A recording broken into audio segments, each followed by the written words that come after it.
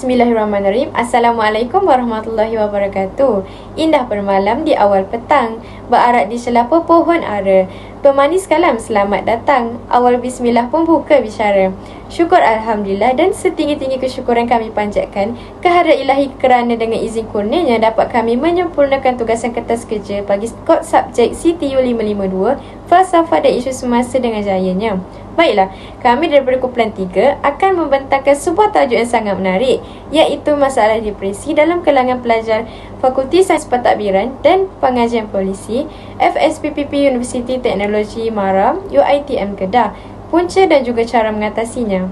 Okey, izinkan saya untuk memperkenalkan ahli kumpulan saya yang terdiri daripada 6 orang. Yang pertama ialah Megat Faris Husin bin Megat Muzaffar Shah.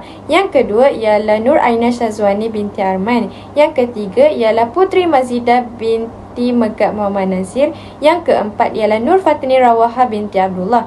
Dan yang kelima ialah saya sendiri, iaitu Anis Najwa binti Abdul Ghani. Yang keenam ialah Wan Nabiha bin Wan Rasnun. Assalamualaikum warahmatullahi wabarakatuh. Nama saya Nur Aina Syazwani binti Arman dan saya akan menerangkan tentang abstrak bagi kajian kami. Seperti yang kita tahu, kemurungan adalah gangguan dari segi mental yang boleh dialami oleh sesiapa sahaja. Ia boleh menjejaskan seseorang individu, tidak kira peringkat umur, jantina, latar belakang kehidupan, status ekonomi, bangsa dan tahap pendidikan. Kemurungan adalah perkara biasa dalam kalangan pelajar. Adalah penting untuk mengenal pasti gejala kemurungan dalam kalangan pelajar melalui tingkah laku mereka seperti kebimbangan atau keresahan, tekanan dan stres. Kajian ini cuba mengenal pasti kelaziman kemurungan di kalangan pelajar-pelajar Fakulti Sains Pentadbiran dan Pengajian Polisi FSPPP UiTM Kedah.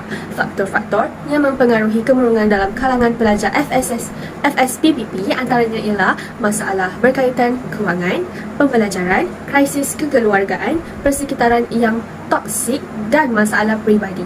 Menurut Desi dan Kenny, kemurungan dianggap sebagai suatu perasaan atau sindrom dan penyakit klinikal yang dialami oleh seseorang. Setiap orang mengalami kesedihan atau perasaan stres pada masa yang berbeza dalam hidup mereka. Kemurungan atau depresi adalah penyakit mental yang biasa, tetapi ia selalunya tidak mudah untuk kita kesan sehingga menjadi masalah yang agak berat dan memerlukan rawatan yang intensif.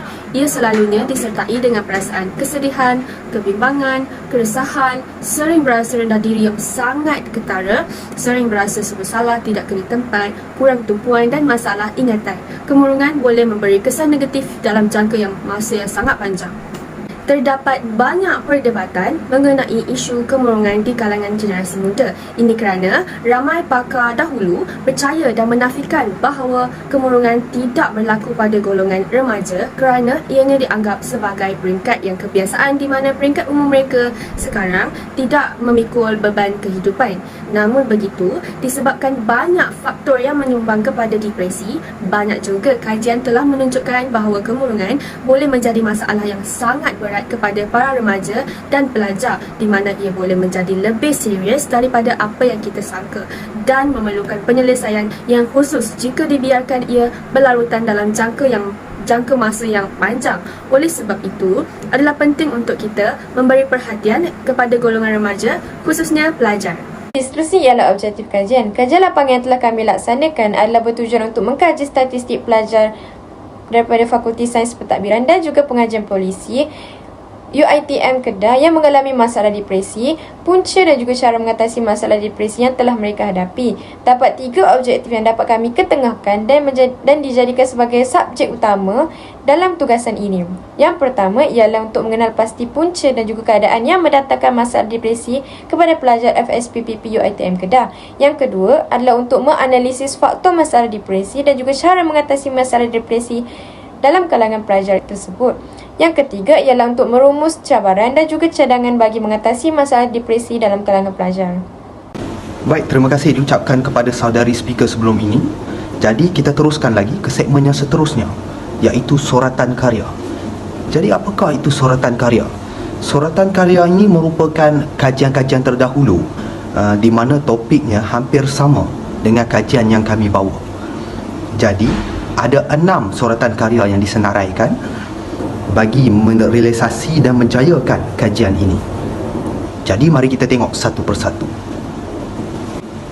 Baik, ini adalah soratan karya yang pertama, di mana tajuknya adalah hubungan antara kemurungan, kebimbangan dan tekanan dengan trait personality yang berbeza di kalangan pelajar tahun akhir Fakulti Pendidikan Universiti Kebangsaan Malaysia. Baik, kajian ini objektifnya adalah untuk mengkaji bagaimana trait personality yang berbeza respon kepada tekanan, kemurungan dan kebimbangan. Makna kata lain, penulis ini mahu mengkaji adakah trait personality yang berbeza akan mengeluarkan respon yang berbeza terhadap tiga perkara ini. Baik, jadi rumusan daripada kajian ini, dapatan kajian ini menunjukkan bahawa ia ada hubungan yang signifikan di antara trait personality dan juga respon kepada kemurungan, kebimbangan dan tekanan. Dalam arti kata lain, sebagai contoh, kita ada individu A di mana trait personality-nya positif dan individu B di mana trait personality-nya negatif. Maka individu A ini tadi akan menguruskan tekanan dengan cara yang lebih baik berbanding dengan individu B ini tadi.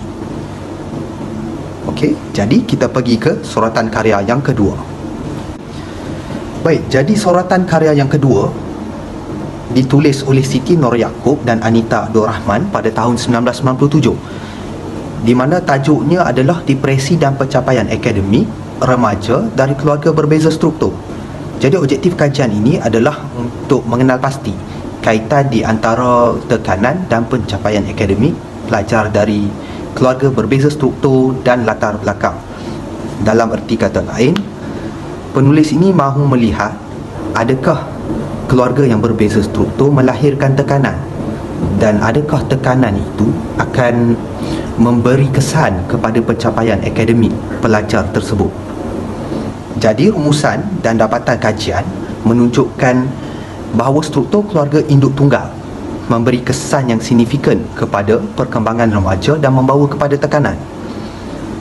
Bermaksud ia ada hubungan yang kuat di mana keluarga yang dikendalikan oleh sama ada ibu atau bapa sahaja, bukan kedua-duanya, memberi kesan dan memberi tekanan kepada anak-anak ini. Dan daripada tekanan ini, ia memberi kesan pula kepada pencapaian akademik mereka. Baik, itu yang kedua. Seterusnya kita tengok soratan karya yang ketiga. Baik, tajuk kajian ini adalah resiliensi, religiosity dan depresi dalam kalangan mahasiswa Muslim.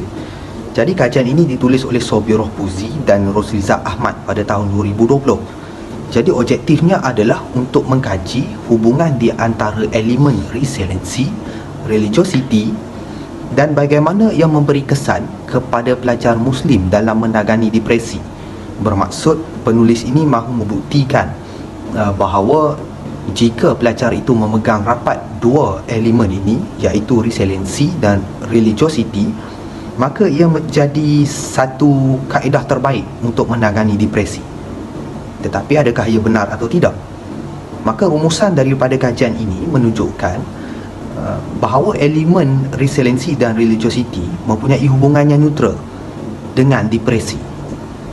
Bermakna elemen ini bukanlah kaedah yang terbaik, kerana ada pelajar yang memegang dua elemen ini dengan sangat rapat dan dia mampu menangani tekanan, depresi dan kemurungan dengan baik.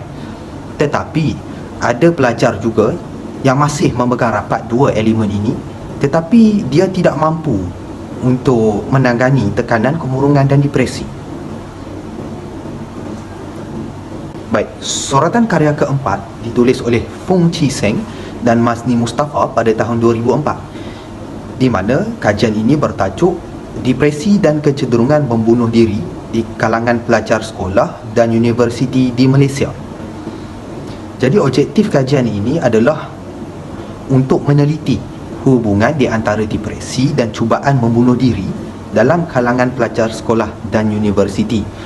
Makna kata, penulis ini mahu melihat adakah kecenderungan untuk membunuh diri ini datangnya daripada depresi. Baik, jawapannya ada di rumusan dan dapatan kajian, di mana kita boleh lihat ada hubungan yang signifikan di antara depresi dan kecenderungan untuk membunuh diri, kerana tekanan yang kuat akan membuatkan seseorang itu hilang pertimbangan akal dan dia terjerumus untuk membahayakan diri dia dengan salah satu caranya membunuh diri. Jadi kajian ini membuktikan ya ada hubungan yang signifikan antara depresi dan kecenderungan untuk membunuh diri. Jadi perkara ini sangat serius dan sudah pun menular di kalangan pelajar sekolah dan universiti di Malaysia. Kerana itu, kajian ini dilakukan. Kajian yang ditulis oleh Lokman H dan Ismail Zak pada tahun 2020, di mana tajuknya adalah tentang kemurungan dan keamatan sokongan sosial dengan kepuasan dalam kalangan pelajar universiti di Malaysia. Objektifnya adalah untuk meneliti kaedah untuk mengelak kemurungan dengan menggunakan keamatan sokongan sosial yang kuat dan kepuasan pada pelajar universiti di Malaysia. Baik. Maksudnya adalah penulis ini percaya bahawa keamatan sokongan sosial yang kuat dan kepuasan dapat membantu pelajar menangani depresi. Bukan menangani saja, bahkan mencegah depresi dan tekanan. Jadi adakah betul atau tidak? Rumusan daripada kajian ini menunjukkan majoriti pelajar bersetuju, yang mana keamatan sokongan sosial yang kuat dan kepuasan sangat-sangat membantu mereka dalam mengelakkan daripada merasa kemurungan dan depresi. Jadi kita pergi ke suratan karya yang terakhir. Kajian ini ditulis oleh Si Ching Mei dan Lee Siu Siu pada tahun 2005, di mana tajuknya adalah perbezaan tahap kemurungan di kalangan pelajar lelaki dan perempuan. Penulis ini mahu mengkaji adakah pelajar perempuan menerima tekanan dengan cara yang berbeza berbanding lelaki. Jadi objektif di sini adalah untuk mengkaji tahap penerimaan kemurungan di kalangan pelajar lelaki dan perempuan. Dari dapatan kajian ini dirumuskan bahawa tahap kemurungan di antara pelajar lelaki dan pelajar perempuan adalah neutral ataupun hampir sama. Bermaksud jantina tidak memainkan peranan dalam menentukan tahap penerimaan depresi dan kemurungan. Jadi itu saja untuk suratan karya. Ada 6 yang disenaraikan dan ke-6-6-nya membawa tajuk yang hampir sama dengan kajian yang kami bawakan. Jadi itu saja daripada saya. Saya teruskan dengan speaker yang seterusnya. Okey, seterusnya ialah metodologi kajian. Terdapat beberapa perkara ataupun subtopik yang akan saya bincangkan dalam topik ini. Yang pertama ialah reka bentuk kajian. Terdapat 2 jenis reka bentuk kajian, iaitu penyelidikan kuantitatif dan juga penyelidikan kualitatif. Yang kedua ialah instrumen kajian. Kaedah yang digunakan oleh kami ialah borang soal selidik dan juga kaedah rujukan daripada sumber internet. Dan yang ketiga ialah cara untuk mendapatkan responden. Kami mendapatkan responden yang terdiri daripada 35 orang pelajar FSPPP UiTM Kedah yang terdiri daripada lelaki dan juga perempuan tanpa mengira bangsa dan juga agama. Seterusnya ialah pengumpulan maklumat dan juga data. Terdapat 2 kaedah, iaitu kaedah primer dan juga kaedah sekunder. Kaedah primer menggunakan borang soal selidik dan juga kaedah sekunder menggunakan rujukan sumber internet. Seterusnya ialah mempersembahkan data. Kami menggunakan gambar, peratusan, cartapai serta bentuk jadual untuk mempersembahkan data yang kami dapat daripada borang soal selidik. Dan akhir sekali ialah rumusan. Metodologi kajian yang telah kami rumuskan ialah untuk menjamin kebolehpercayaan dan juga kesahihan daripada kajian yang telah kami lakukan. Okey, ini ialah bahagian dapatan kajian yang terdiri daripada 2 bahagian.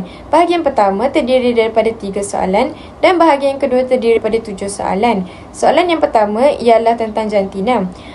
Daripada 35 orang responden, terdapat 28.6% ataupun terdiri daripada 10 orang responden adalah lelaki, manakala selebihnya iaitu 71.4% ialah responden perempuan. Okey, soalan kedua ialah mengenai kod program. Daripada dapatan kajian yang kami perolehi ataupun carta apa yang anda lihat, sebanyak 17.1% ataupun seramai 6 responden yang masih belajar di Diploma Pentadbiran Awam AM110, manakala selebihnya iaitu 82.9% yang terdiri daripada 29 orang responden sedang belajar di Ijazah Sarjana Muda Sains Pentadbiran Kepujian AM228. Manakala soalan ketiga ialah mengenai umur. Daripada dapatan kajian yang kami perolehi, terdapat seramai 26 orang daripada 35 orang responden yang berumur 21 tahun. Ini bermakna responden yang berumur 21 tahun adalah yang paling ramai berbanding umur responden yang lain.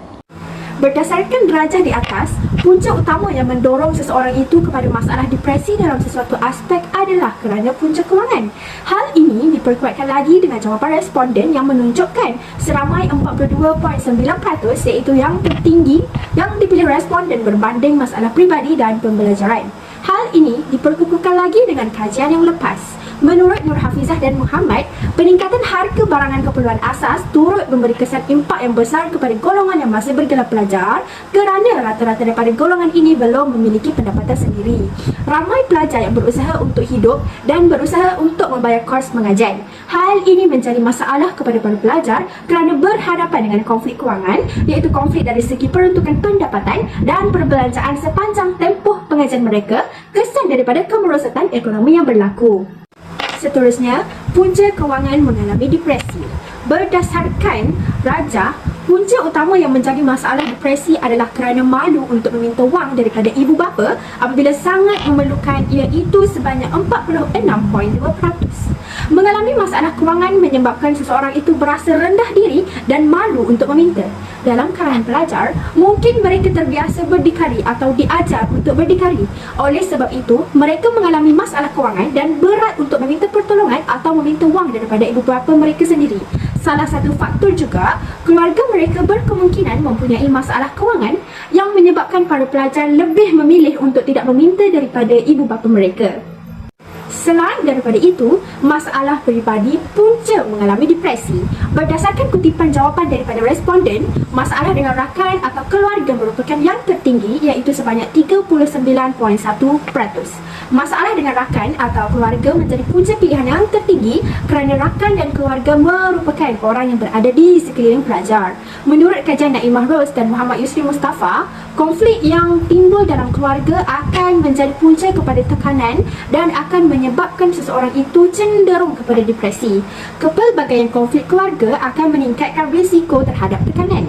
Seterusnya, tekanan juga berlaku kerana konflik perkahwinan, konflik di antara adik-beradik dan konflik di antara ibu dan bapa. Pembelajaran punca masalah mengalami depresi. Berdasarkan kutipan jawapan dari responden, masalah pembelajaran menjadi punca utama mengalami depresi adalah kerana keletihan fizikal dan mental selepas belajar iaitu sebanyak 50%. Berdasarkan dapatan daripada responden, separuh responden bersetuju bahawa pelajar mengalami depresi kerana keletihan fizikal dan mental. Hal ini boleh dikaitkan dengan isu pelajar UiTM Kedah meninggal dunia kerana disyaki akibat tekanan belajar. Menurut sumber berita harian, seorang pelajar universiti itu meninggal dunia akibat tekanan kerana perlu mengikuti kuliah secara dalam talian. Selain itu juga kerana bebanan untuk menyiapkan tugasan dan persiapan bagi menghadapi peperiksaan akhir. Dapatan kedua pula berkaitan dengan tertekan dengan saingan pelajaran yang boleh bla bla bla bla bla bla. Seterusnya, raja di atas menunjukkan bahawa majoriti responden memilih ya di mana mereka seseorang yang mudah menyalahkan diri sendiri. Sikap suka menyalahkan diri sendiri cenderung menjadi salah satu faktor seseorang itu mengalami depresi. Kurang keyakinan diri mengakibatkan seseorang itu berasa dirinya sentiasa tidak sempurna dan akhirnya mereka akan berasa sedih. Pemikiran yang negatif dan mempunyai sudut pandang yang tidak luas menyebabkan seseorang itu sukar untuk menerima kenyataan.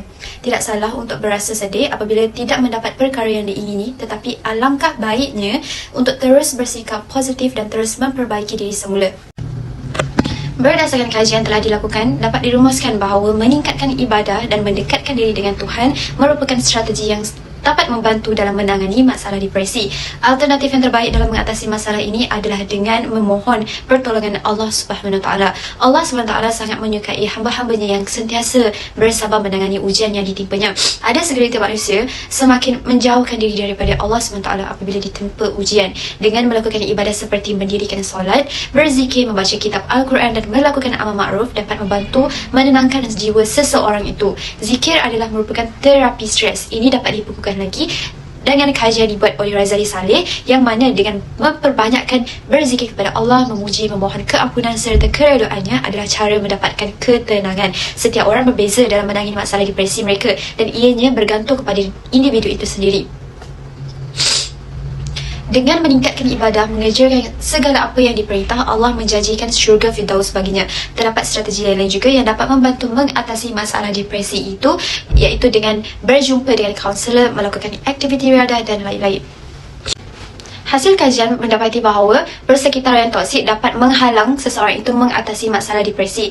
Persekitaran toksik ini dapat kita lihat di mana seseorang itu dikelilingi oleh perkara yang negatif ataupun tidak sihat. Sebagai contoh, seseorang itu hidup dengan kumpulan yang sentiasa memberi tanggapan negatif terhadapnya. Mereka ini sering menjatuhkan semangat orang lain. Kesannya seseorang itu mudah berasa sedih, kecewa dan tidak berharga dan tidak bersemangat. Personaliti seseorang itu terbentuk adalah dipengaruhi oleh persekitarannya. Pemilihan kawan sering dikaitkan dengan persekitaran yang toksik. Ada setengah kawan yang mula meninggalkan kawannya yang sedang menghadapi masalah depresi. Mereka kurang mendapat sokongan yang cukup dan hidup di dalam persekitaran yang tidak sihat. Ini menyebabkan mereka berterusan berada dalam keadaan sedih. Mereka hidup dalam kelompok yang sentiasa berfikiran negatif. Hal ini menyebabkan seseorang itu gagal menangani masalah depresinya.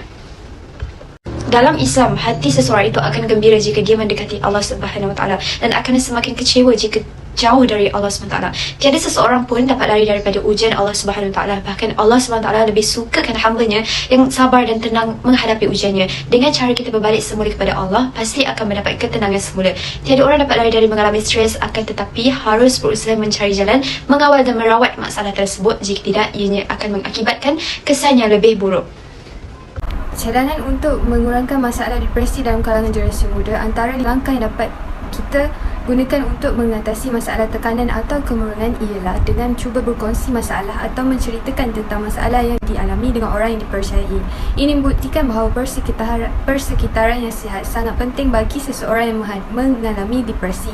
Langkah ini mungkin dapat mengurangkan sedikit rasa tekanan atau stres pada seseorang pelajar. Selain itu, individu juga perlu melibatkan diri dalam aktiviti masa lapang seperti bersenam atau bersukan dalam seharian mereka. Secara umum, kita semua tahu bahawa melibatkan diri dalam aktiviti riadah merupakan satu aktiviti yang sangat berfaedah. Akibatnya, minda yang sihat akan muncul daripada badan yang cergas dan sudah tentu masalah depresi dapat dielakkan. Justru itu, wujudnya keprihatinan atau kesedaran awam tentang isu ini juga dapat membantu dalam mengatur sumber mereka untuk melaksanakan mekanisme kawalan bagi mengatasi masalah tekanan atau stres yang diambil oleh seseorang individu. Walaupun ia sukar untuk diatasi, tapi kita boleh mengelakkan diri daripada mengambil keputusan atau melakukan sesuatu yang lebih berbahaya.